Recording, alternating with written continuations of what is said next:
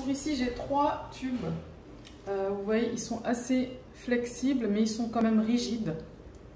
Voilà, vous coupez des tronçons de la même longueur, mais vous assurez que c'est la hauteur du gâteau. C'est à la hauteur du gâteau.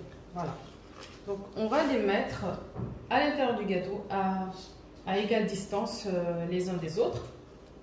Et ça suffit, hein, ça suffit pour un gâteau à 2 niveaux. Après, bien sûr, ne vous amusez pas à prendre des tout petits pics en bois pour les grands gâteaux, par exemple. Il ne faut pas faire ça.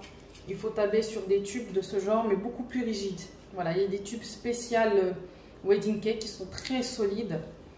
C'est des tubes blancs, mais très très solides. Voilà, beaucoup plus solides que cela et plus larges.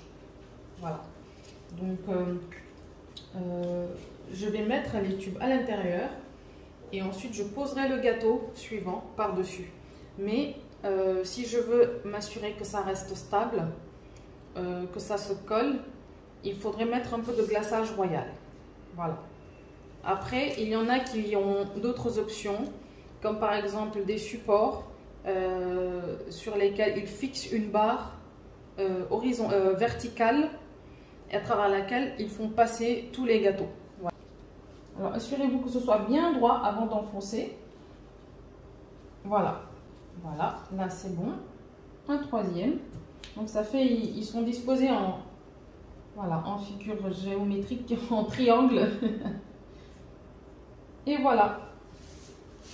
Ensuite, on viendra mettre du sucre glace et poser l'autre gâteau dessus. Voilà. Donc assurez-vous que le gâteau suivant que la semelle du gâteau suivant soit propre pour la poser dessus. Voilà. Alors, je viens déposer du glaçage royal sur le centre. Voilà.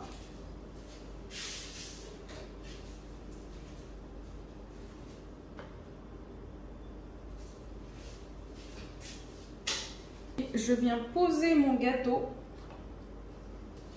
par-dessus. Je vérifie que c'est bien au centre. Voilà. Et voilà. C'est fini. On a un petit gâteau à étage. Et on peut le décorer. Vous pouvez aller jusqu'à 3, 4 étages selon l'assurance que vous avez par rapport à vous-même. Et selon l'habitude, l'expérience aussi que vous avez de superposer les gâteaux.